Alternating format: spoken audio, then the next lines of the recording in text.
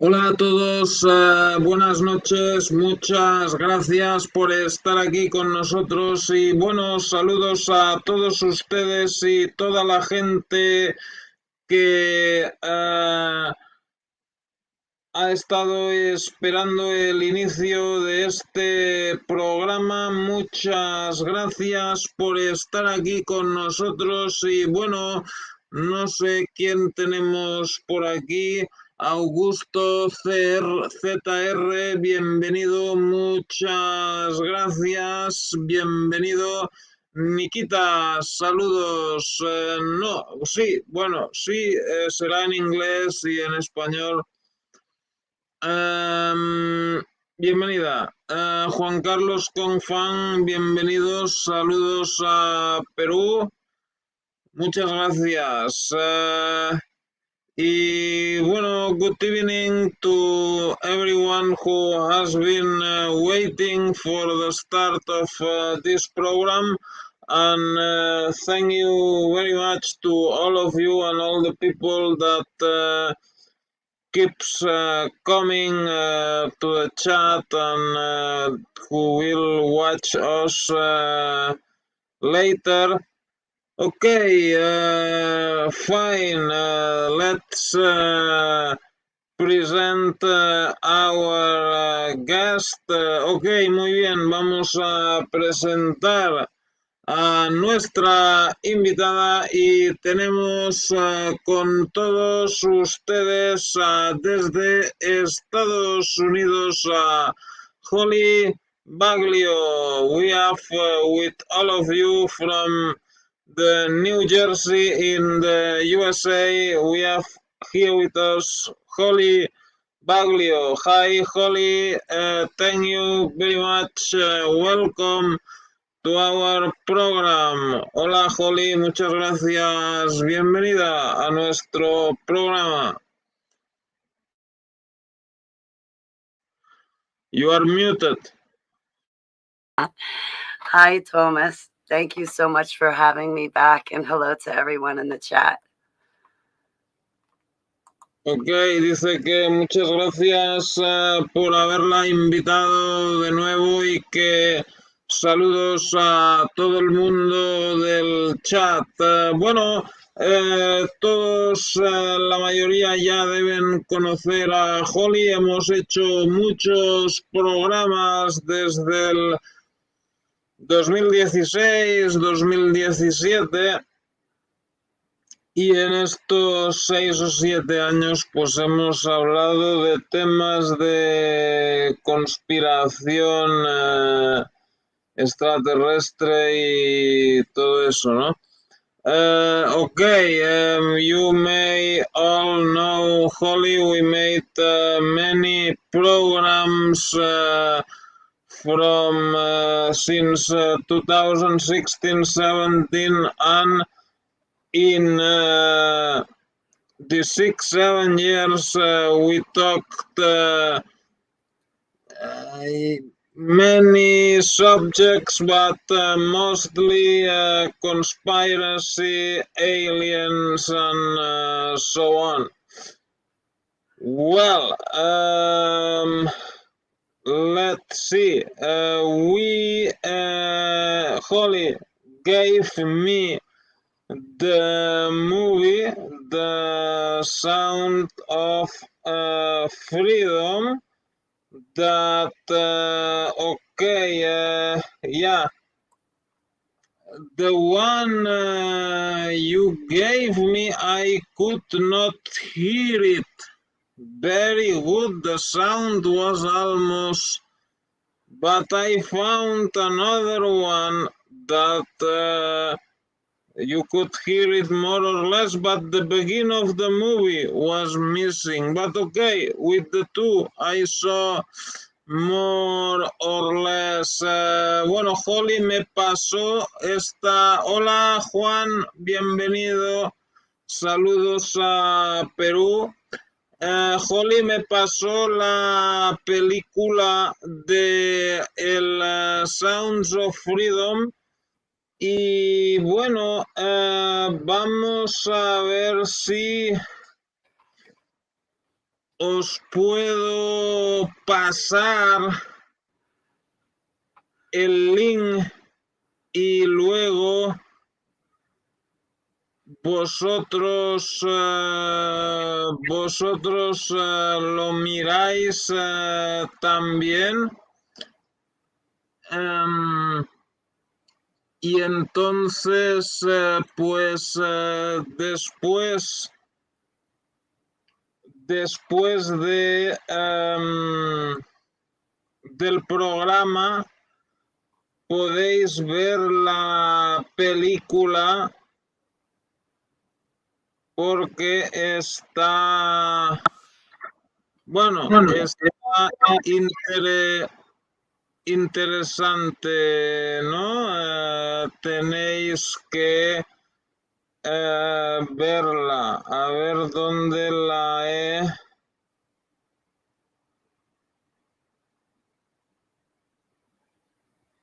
Let's see where I put the movie.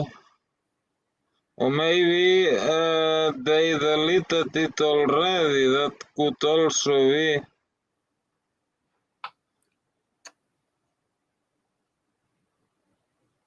Estoy mirando a ver si encuentro la película. No, El Padrino 2 no. Sounds of Freedom.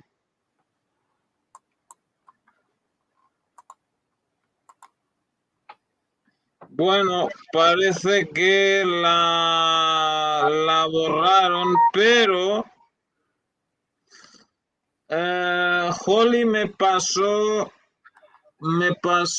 el link de una que, bueno, el sonido no está muy bien, pero si buscan por ahí por Telegram, por ahí,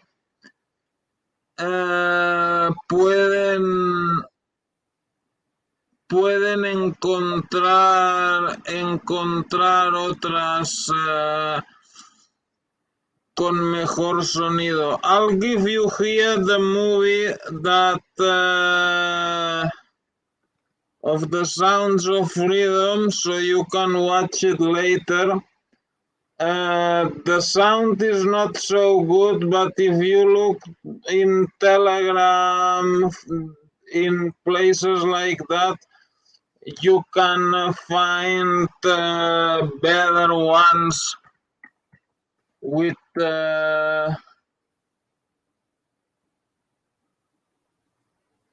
better sounds. So only that, yeah, sometimes the sound is missing, and so because it's filmed from or pieces are missing because it's filmed from the cinema. Okay,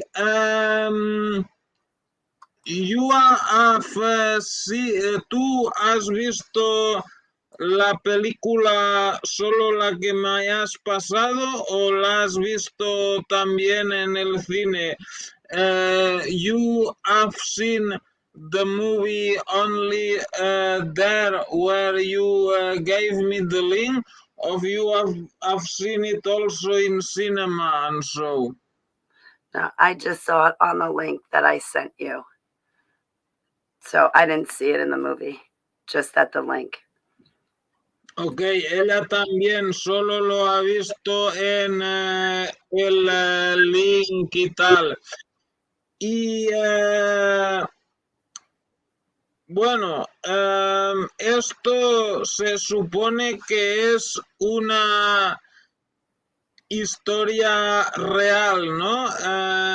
It's supposed that it's a really happened event, ¿no? Around this cop in Colombia and so on. Yes, it's a true story about, oh boy, there was this man working for the police. He was undercover and he was capturing pedophiles, but he wanted to go and actually begin rescuing kids. So he went on his own overseas and he put together his own SEAL team, so to speak. He put together a team of people, and he went to, when he was busting or arresting the pedophiles, he picked up leads on kids and where they would be trafficked. So he broke off on his own, created, got a group of people, and then they began to hunt for the missing kids and go after the missing kids. And the movie was about two kids, mainly the one at the end, but he was able to save a boy as well as his sister. And that's what the movie's about. So it is a true story. Yes.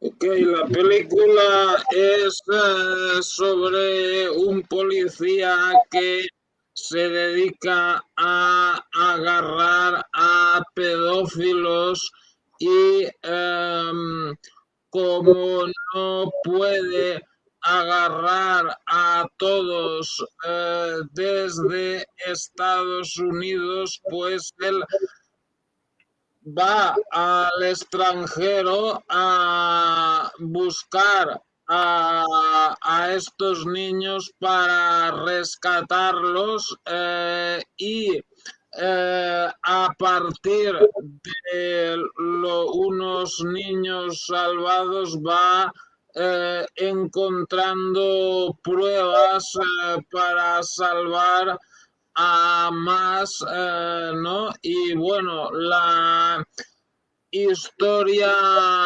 principal es sobre dos hermanos, un niño y una niña que los están secuestrados, ¿no? Pero, ¿qué piensas tú sobre lo que se dice que ¿cómo se llama el que ha hecho la película, joder,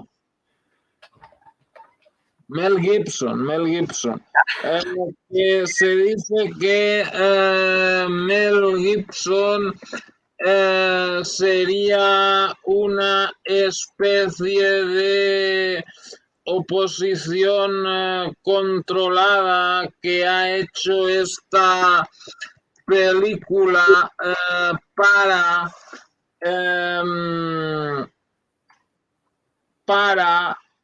dar la imagen de que la policía realmente sí hace algo contra los pedófilos, cuando en realidad lo único que hacen es agarrar a los pedófilos más pobres, los de las clases media y baja, cuando los pedófilos ricos se van de rositas y cuando agarran a uno, más que nada responde algún tipo de ajuste de cuentas político, ¿no? Marco Montoya, bienvenido, saludos a México. What do you think about the people that says that Mel Gibson and his movie is some kind of controlled opposition to give the image with this movie that the police really do something against the pedophiles, when in reality when in reality the only thing what they do is to arrest the poorer, the pedophiles from the lower and middle classes. Meanwhile, the richer pedophiles keep going free, and when they arrest one, it responds more to some kind of political machination against them. I agree, absolutely. I think that they do only arrest the low guy on the totem pole, and the vast majority of the kids, they never get recovered. They never go for the higher guy up on the totem pole. I think the movie is controlled opposition. It is nice for me, having been trafficked myself, to see child trafficking be exposed on the big screen. But in reality, these kids are not being rescued and saved. That movie gives a feel-good service, but it does not explain reality. In reality, the bad guys go free and the kids continue to disappear. Ella dice que está de acuerdo que la película es oposición controlada, que solo los pedófilos en los escalones más bajos son arrestados, mientras los más adinerados de clases más altos son quedan libres. Sin embargo, ella, que ha sido traficada ella misma, a ella le gusta ver que este tema del tráfico de menores es expuesto en la gran pantalla. Shayoshira Flor de Lis, muchas gracias, bienvenida, saludos a Ecuador. Bill O'Connell, welcome, thank you very much for being here with us. Pero, sin embargo, hoy Donald Trump hizo un show público, una proyección pública de la película, dijo que la película le gustó mucho y que si él volvía a ser presidente, que iba a introducir la pena de muerte para los delitos de pedofilia. However, Donald Trump organized a public projection of the movie. He said that he liked the movie and that if he if he is president again, he will introduce the death penalty for crimes against children. Let's see what Trump said about this. Vamos a ver qué es lo que Trump ha dicho sobre esto.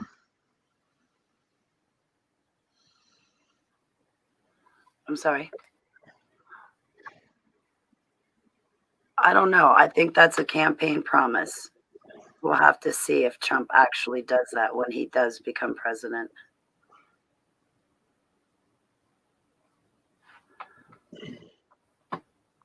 Es una película que ya tiene a lo que no conforme con haber prestado su club de golf para proyectar una película Sound of Freedom. Atentos a lo que nos dice el presidente de los Estados Unidos, el señor Donald Trump.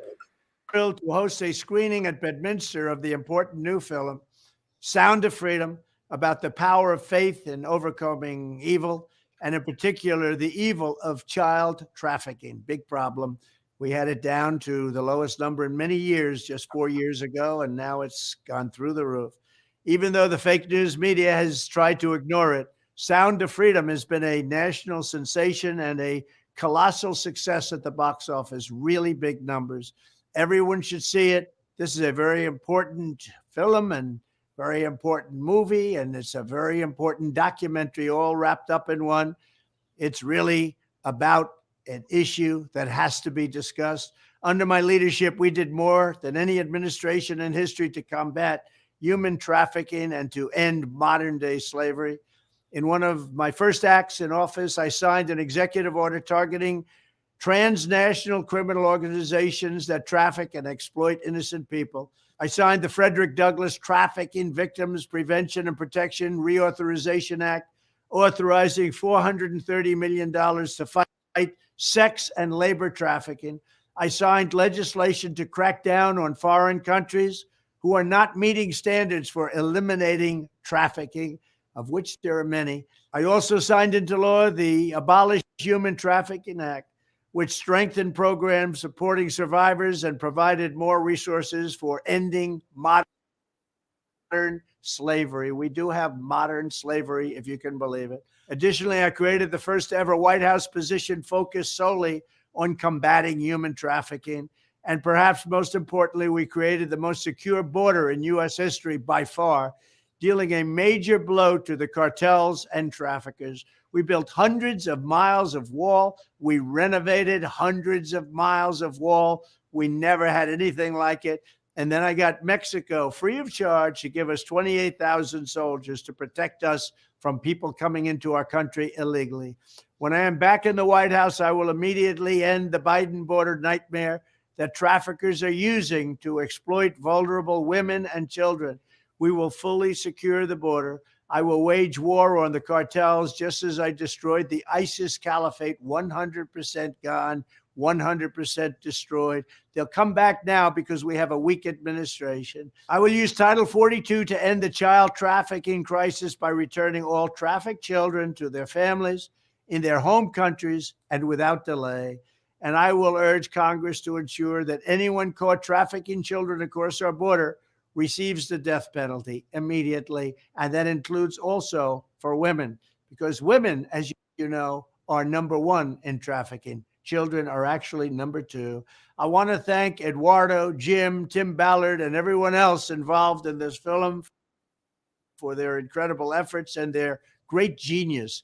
Together, we will end the scourge of human trafficking, and we will defend the dignity of human life. Muy bien, acá tuvimos la espectacular palabra del presidente de los... Ok, perfecto. Estas eran las palabras de Donald Trump, expresidente y quizá futuro presidente de nuevo de los Estados Unidos, si se cumple lo que dicen las encuestas. ¿Cómo valoras tú estas de que Trump haya proyectado la película en uno de sus eventos y sus palabras? Okay, there we heard the words of Donald Trump, former and maybe again future President of the United States, if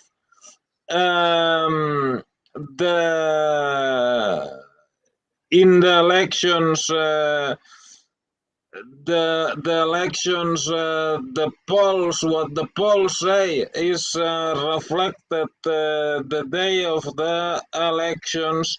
How you value that Trump has projected this movie in one of his events, and this promise to give the death penalty for well, he did not say pedophiles, he said child traffickers. So what, how you value that, this promise of death penalty for child trafficker? I hope that he's for real and he's being honest. But personally, I've lost all hope in man. That's why I put all of my hope in Jesus. I hope it's true. I hope he does that, but I worry that it's a campaign promise. But it's also he bit off a lot. I mean, that's a really big bite to try to jump into human trafficking. He'd have to have the help of other countries involved in that. So I don't mean to sound pessimistic. I do believe Trump is very much aware, and I like to believe that his heart is in the right place, but I don't know. I have a pessimistic attitude. I'm sorry, Thomas. Espera que Trump sea honesto en esta promesa y que lo cumpla, pero que ella ya ha perdido toda confianza en el ser humano y que por eso ya solo confía en Jesús, pero que ella cree que Trump es consciente de este problema del tráfico de niños, pero que para cumplir esta promesa también necesitará la colaboración de otros países. Hola Héctor, bienvenido. Saludos a Guatemala. Muchas gracias. Pero sí que es verdad que por una parte es una promesa que no cuesta dinero, o sea, no es como construir el muro o algo así que cuesta muchos millones. Sin embargo, aprobar algo así necesitará la colaboración del Congreso y del Senado y bueno, no sé cómo está ahora el Congreso, qué mayoría hay. A ver.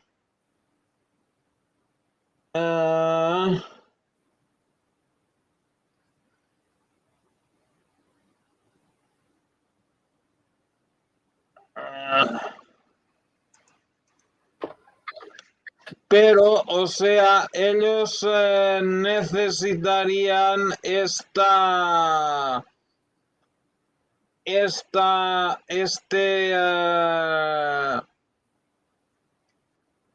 la colaboración de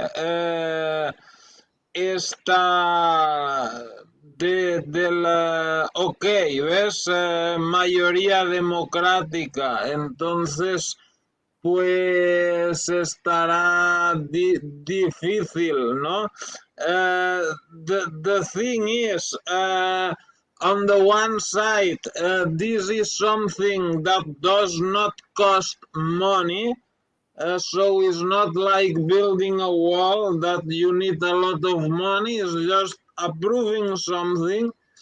But on the other side, to approve something like that, he needs the cooperation of Congress, and now with a democratic majority, it will be difficult, but well, who knows? Maybe in 2026 we have again a Republican majority. Hopefully. But I don't know. I hope I don't say anything wrong, because when I did give my opinion about the movie, I took some heat over it. Most of the kids they're never found. They're never returned home. It's few and far between. And when I was trafficked, there was a rescue mission done for us. Majestic 12, MJ12 did a child rescue mission, and they set up an ambush when we were being transported in a convoy. And when the ambush began, some of the adults turned around and began to shoot the kids to kill them, because they thought it would be better for the kids to be dead than for the kids to be saved. And the remaining children that were left alive after the child rescue mission, us remaining children, we were then just turned back over and into the MK Ultra projects. So we still had to go through them, except we were turned over into these projects that were less brutal. We would have a better chance of surviving those projects than where we were under Joseph Mangley's control. So the reality is, the majority of these kids never get returned. And I feel the movie is feel-good service, so to speak, because they put it in a very kind context. They try to put a glossy cover on a really ugly subject, and it's not unless we really talk about it. And I feel the movie just puts a pretty cover on it, and I'm not explaining myself right, but it just doesn't tell the truth. It really doesn't explain the sheer trauma and torture these kids go through. And typically people don't want to hear about it because it makes them feel uncomfortable. But if we could only imagine what these kids go through, they don't have a choice. They have to go through it. So we should imagine what they're going through. But I didn't explain that very well, Thomas. I'm sorry. No, it's okay. Ella dice que cuando salió la película y ella dio su opinión, ella fue criticada porque ella cree que la película pinta de color de rosa algo que es un tema muy oscuro, como si, o sea, fuera posible rescatar a todos los niños, cuando los niños traficados que son rescatados son pocos y muy de vez en cuando. Cuando ella misma fue traficada, el proyecto Majestic 12 y lanzó una misión de rescate, pero cuando llegaron a rescatarlos, los traficantes se giraron y dispararon contra ellos los niños y mataron a muchos de ellos. Los que quedaron vivos fueron enviados a proyectos MK Ultra que, bueno, era malo, pero dentro de lo que cabe era mejor que donde estaban antes, donde ella estaba controlada por el doctor Mengele. Pero lo del Majestic 12 no era algo de los ovnis, porque ellos lanzaron una operación contra el tráfico de niños. ¿Qué tenían ellos que ver con todo eso? But Majestic 12, as far as I know, it was an organization of 12 scientists and so to control the UFO phenomenon. What they had to do with this thing of child trafficking? Why did they launch this rescue mission to free, to release you? I'm not sure. I can only assume, but I think that they did the rescue because they wanted control over us. They once they got us group of kids, I remember the doctors opening up another child in surgery to look inside to see what was in the child's body. And I think that they wanted us to continue to experiment on us.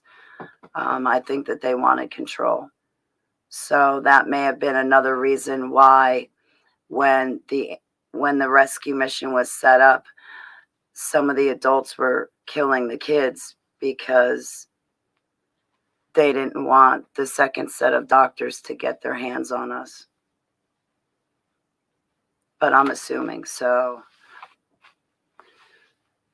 it's hard to be on the inside looking out. I apologize.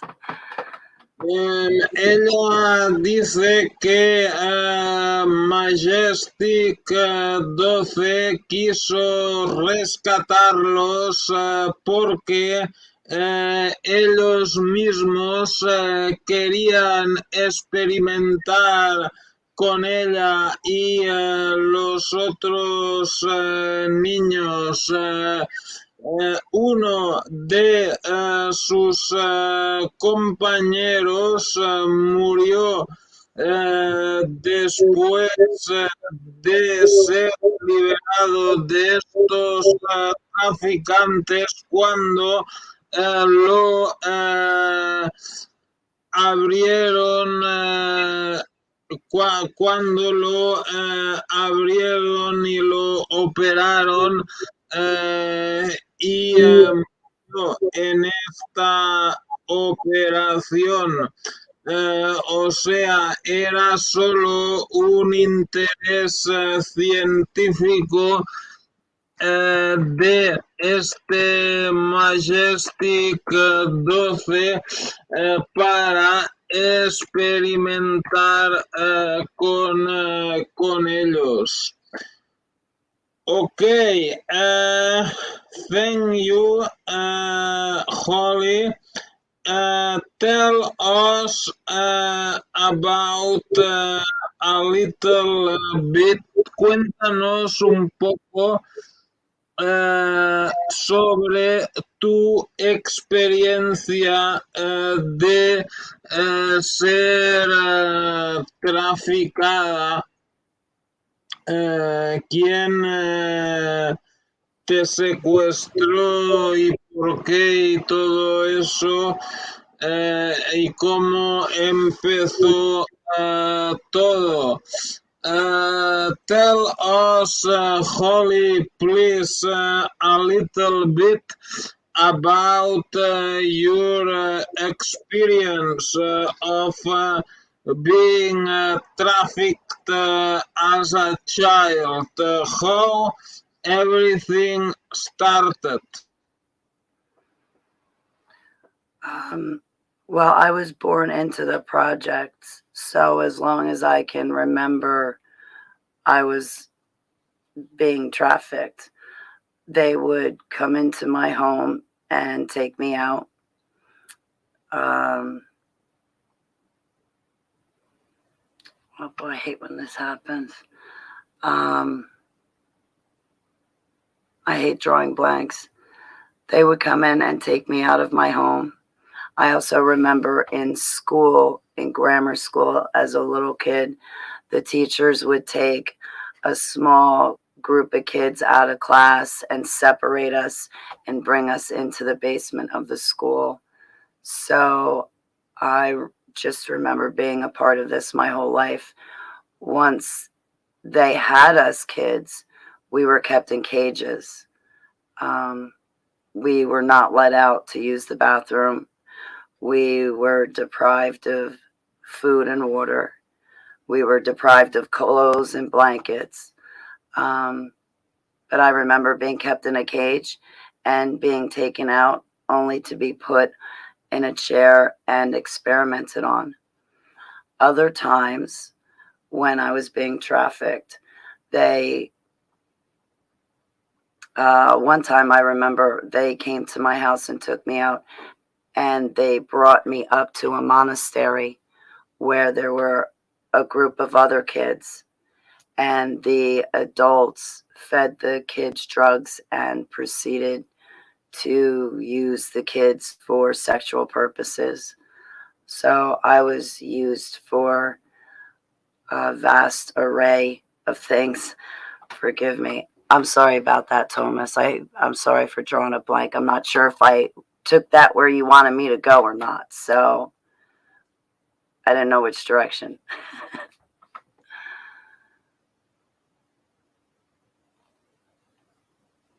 Like, I didn't know if you want me to talk about the human experimentation with the electrocution or more like the gate. Yes, now in a moment we talk about that also, but first let me translate what you just said. Ella dice que ella nació en ella ya nació dentro de estos proyectos, o sea que ella solo recuerda que a veces pues que venían a su casa y a su escuela y la secuestraban, y que en un momento dado, una de esas veces, ya no la volvieron a soltar, la mantuvieron en una jaula y solo la sacaban para atarla a una silla y hacer experimentos con ella. ella y sus compañeros también recibieron abusos de tipo sexual. Saludos ahí, Gisela Moss, bienvenida, muchas gracias por estar con nosotros. Bueno, Holly, nos hablabas, querías hablarnos un poco de estos experimentos que te hicieron. Adelante, Holly, cuéntanos un poco sobre estos experimentos que te hicieron. Okay, Holly, you said that you wanted to talk about this experimentation that you suffered from these people. Tell us a little bit about it. What kind of experiments they made on you, and what were the effects?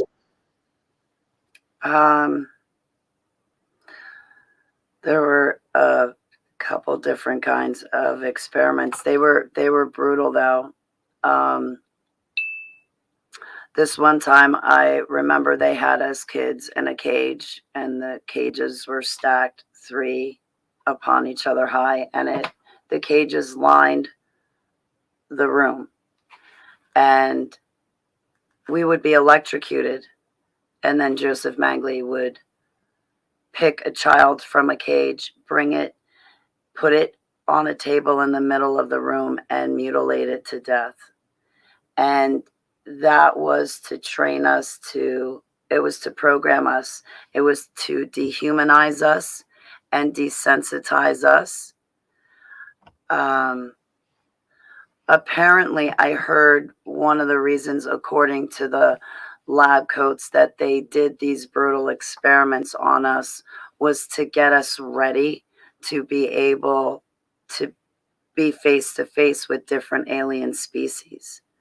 It was to get us ready, because these alien species, they're horrific looking. They look bad, they smell bad, they can terrorize a person.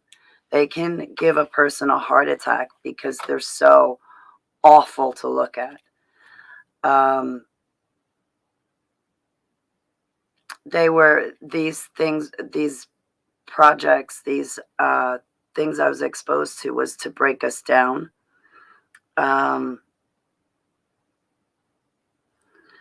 Forgive me one second. I had a bunch of thoughts that I wanted to say, and now I'm drawing a blank. I hate when this happens. Forgive me. Another time we were kept outside in the elements, and it seemed to be an open, caged-in area, and we were deprived food, water, and shelter, and we were left out there for a lengthy period of time, I think, for 1 or 2 weeks. It felt like a very, very long time. And then when Mangley finally did come out to retrieve us, he wound up playing that game with the daisies. He loves me not. And the daisy fell on, he loves me not, but it fell on me. And he started to walk through the kids that were sitting on the ground. And right before he reached me, his last step, he turned and he wound up picking the child that was seated next to me, and then taking that child up into the front of us and mutilating it to death. So that was a part of the experiments we went through.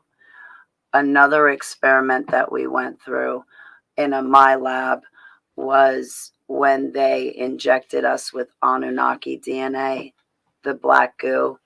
And that does one of 2 things. It either makes you go crazy or it kills you. So I think that type of stuff, as crazy as it sounds, I think those type of my lab experiments only went to further their research because of the things that we have nowadays on the medical market. And I'll just leave it there because I don't want you to get censored. I'm sorry. I hope I'm taking this in the right direction, Thomas.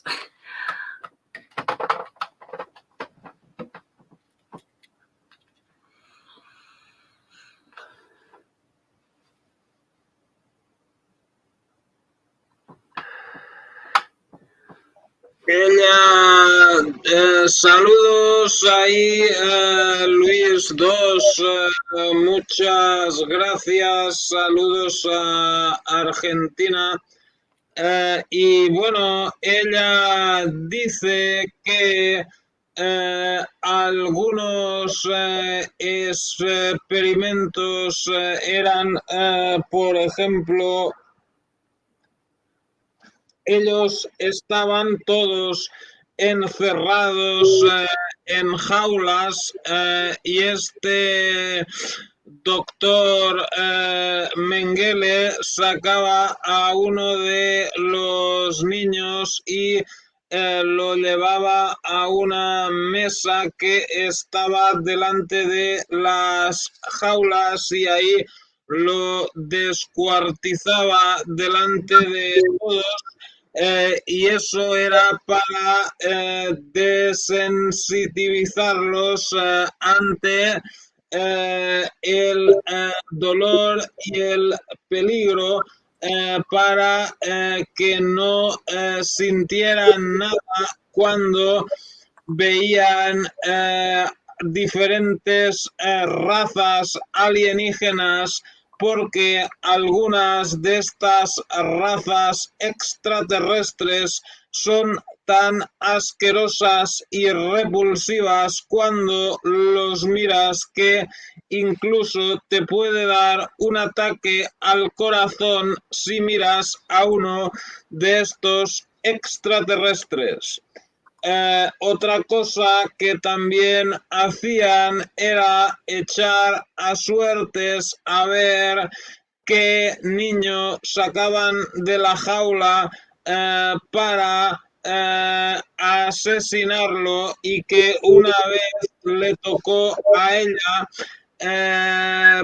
pero que al final acabó asesinando al niño que había al lado. Otra cosa que les hicieron en un laboratorio militar era inyectarlos con el ADN el ADN Anunnaki, que es el famoso black goo, esta sustancia negra que hay en esta medicación inyectada que todos nos han querido hacer tomar a todos, ¿no? Ok, muy bien, Holly. Muchas gracias. Pero en la película pues se ven cómo los niños son vendidos y alquilados a pedófilos de alto poder adquisitivo. Entonces, en toda tu época, cuando eras pequeña y vivías en jaulas y todo esto, ¿tú fuiste violada o abusada por estos pedófilos de la alta sociedad? in the movie, we see how these children, they are rented or sold to rich pedophiles, so they can be raped and abused and so on. During your childhood that you lived in these cages, you was abused also by these rich pedophiles, and who were they? Could you name some? Well, I do believe I remember Epstein's Island. I believe that me and another super soldier went there to ask permission or to do something because we were being sent out on an assignment, and there were people on Epstein's Island that we needed to speak to.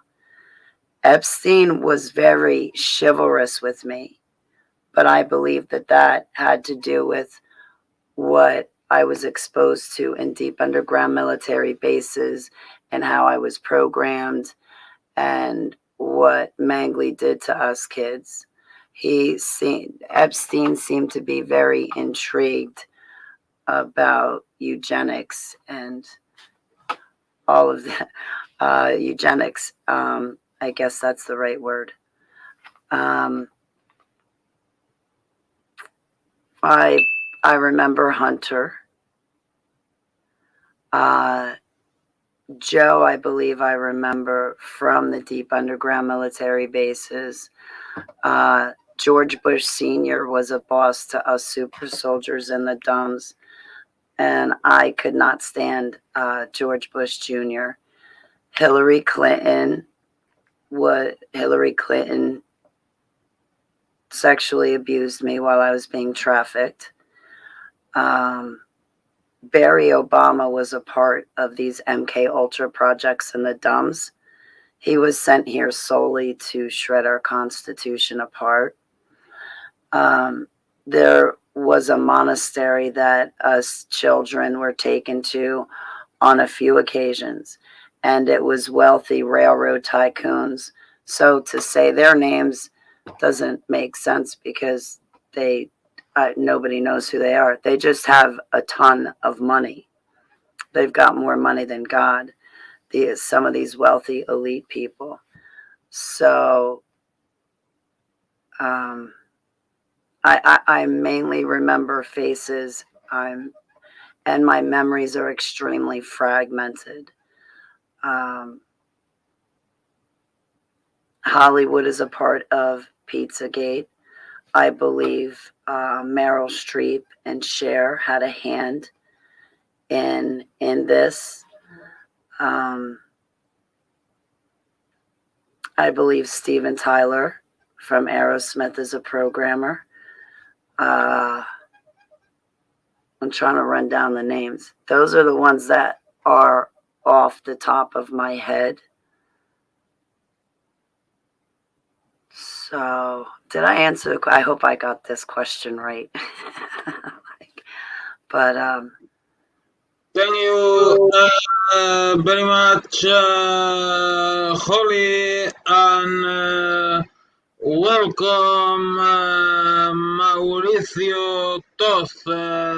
Thank you for coming to our program.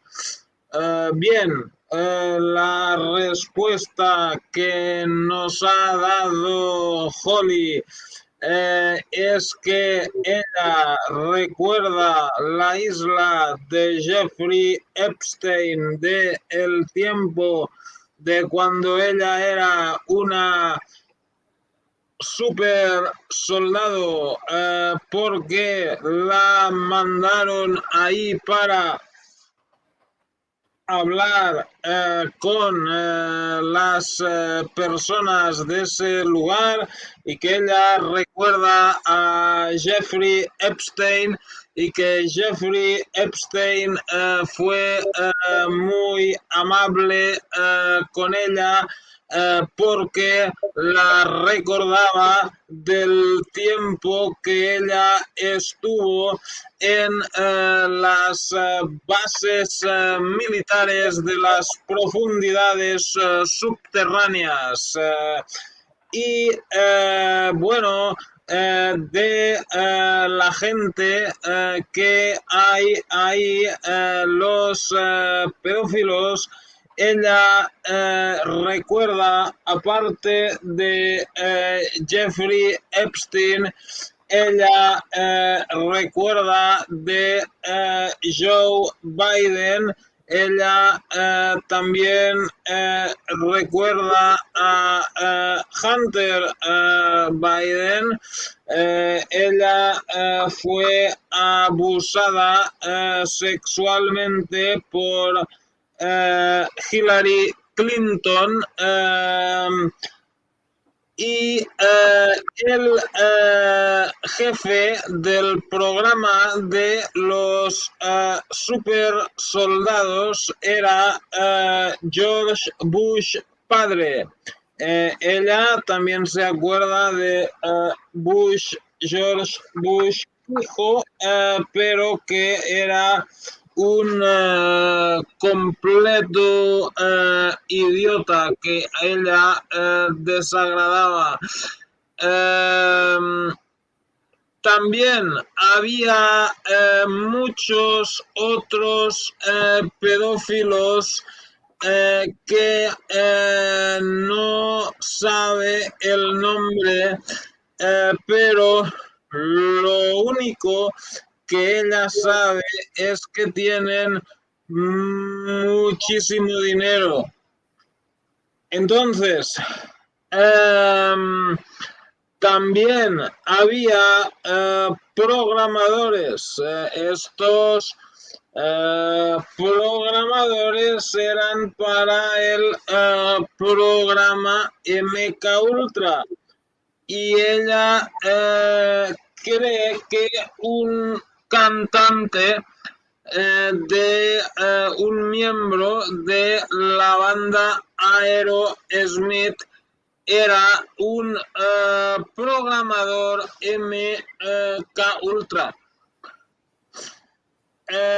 Y bueno, Holly, tú dices que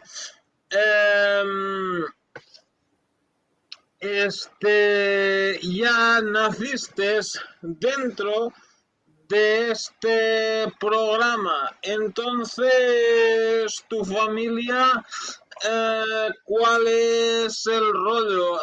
¿Son pedófilos? ¿O te vendieron a pedófilos? ¿O ellos también están en este rollo de los super soldados y tal? ¿Cuál es el rollo? You say that you born into that program. If you born into that program, what is the matter then with your family? Are they pedophiles, or they sold you to the pedophiles, or they were also in this super soldier program, or what is the thing? Why they did not do anything to help you? I don't think they knew what was going on. My grandfather was on a minesweeper ship in the Navy during World War II. And he would come home and tell my grandmother how the Navy would give him and the other soldiers drugs such as LSD and marijuana just to see what it would do. And so it began with my grandfather. He was a part of these MyLabs, these human experimentation projects.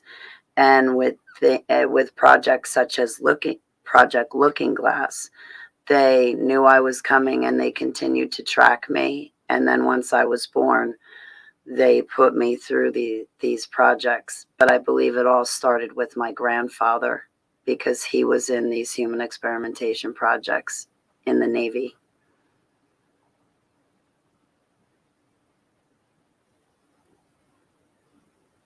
Bueno, ella dice que todo empezó con su abuelo, que durante la Segunda Guerra Mundial su abuelo estaba en un barco de estos que quitan las minas y que experimentaban con él. Los militares experimentaban con él. Le daban LSD, le daban marihuana, y bueno, ella cree que su familia no pudo hacer nada, o sea, toda su familia también estaba dentro de este proyecto de experimentación.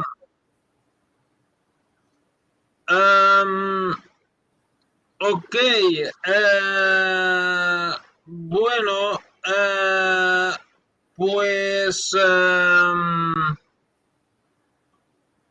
entonces yo creo que le vamos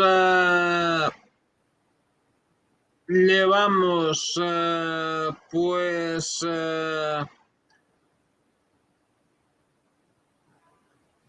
más de una hora de programa. Entonces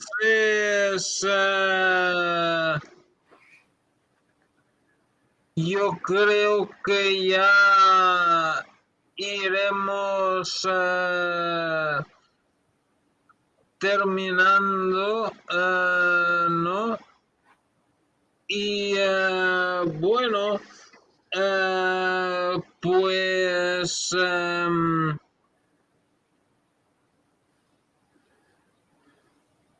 no sé si bueno, más tarde hay otro programa. Es que tenemos otro programa dentro de media hora. Juan Carlos. Okay, we are now more than 1 hour of program. Maybe we could finish, but I don't know if maybe is there something that you would like to say that you didn't say during the program. Well, I would like to say thank you and prayers to people like Tim Ballard for going out and trying to rescue these children, because it takes a very strong, brave person to go out to do that. So I want to make sure I make that clear. I'm very grateful to people who are bringing awareness to child trafficking, as well as getting involved in doing something. And it definitely all starts with prayers. And again, I'm sorry for being a pessimistic before, but yeah, just thank you for letting me come and interview with you again, Thomas. I love running broadcasts with you, so It's always a pleasure to see you and everyone in your chat room again. So thank you. Pleasure is mine. Thank you very much. Bueno, ella dice que muchas gracias por haberla invitado, que ella no quiere sonar pesimista, que lo siente por ser tan pesimista, pero que ella le da las gracias a Tim Ballard por rescatar a estos niños, ¿no? Y bueno, ahí hay una pregunta de Juan Carlos, dice, pero ¿quién tomó la dirección después de la muerte del diablillo Epstein? There is a last minute question that is from Juan Carlos Confan that says, who took the leading after the death of Epstein? You know something about this? No, I forget who bought it, but they got it really, really cheap. So I'm not sure. I think a private investor bought his island, but I forget the name of the guy. Ella dice que cuando se murió Epstein, un inversor compró la isla a un precio muy barato. ¿Y qué sabes tú de eso que dicen que Epstein era un agente del Mossad que se dedicaba a filmar a todos estos políticos y famosos para luego chantajearlos y que hicieran la línea de Israel? What you know about this thing, what they say, that Epstein was a Mossad agent and that he filmed all these politicians and famous people having sex with children so that later he could blackmail them and force them to do what Israel wanted. You know something about this? I heard that, but I just heard that he did that to everybody. So, I heard he just blackmailed everybody. But I've heard a couple different rumors, so. Ella dice que ella ha oído eso, pero que ella sabe que él chantajeaba a todo el mundo y que ella ha oído diferentes rumores, o sea que ella ya no sabe qué pensar. Bueno, sí, eso lo he oído también, que el padre de Ghislaine Maxwell era un agente judío del MI5 y del Mossad, y que él apareció muerto en su yate en las Islas Canarias, o sea, a saber qué es lo que sabía y por qué lo querían muerto. Yes, the father of Ghislaine Maxwell was a Jew and an agent of MI5, and they say Mossad also, and they found him dead in his yacht in the close by the Canary Islands. We don't know why they wanted him dead, why they killed him. Maybe he knew too much or something like that. Ok, vamos a terminar aquí, pero ya haremos más programas. We'll finish here, but we will make more programs because when is good for you to make another program. Monday is good at this time, or you want some other day, some other time? This is good with me, Thomas, if it's good with you. Yes. Okay, let's see. Then it could be, let me see. What about Monday, August the 28th, the same time as today, 9 o'clock Eastern time? Sounds great. Perfect. Okay, fine. I'll write it down. Holy. Okay, fine. Thank you very much. Y bueno, gracias a toda la gente que ha estado en el chat. Juan Carlos, Marco, Luis 2, Héctor, bueno, todos, ¿no? Thank you very much to all the people that has been in the chat, Bill O'Connell, Mauricio Toth, and don't forget to subscribe to Holly's channel. The link is on the description. Y nos vamos a ver en el próximo programa. Les dejo aquí el link. Les esperamos a todos dentro de media hora. Muchas gracias. Hasta luego. Thank you very much. Good night.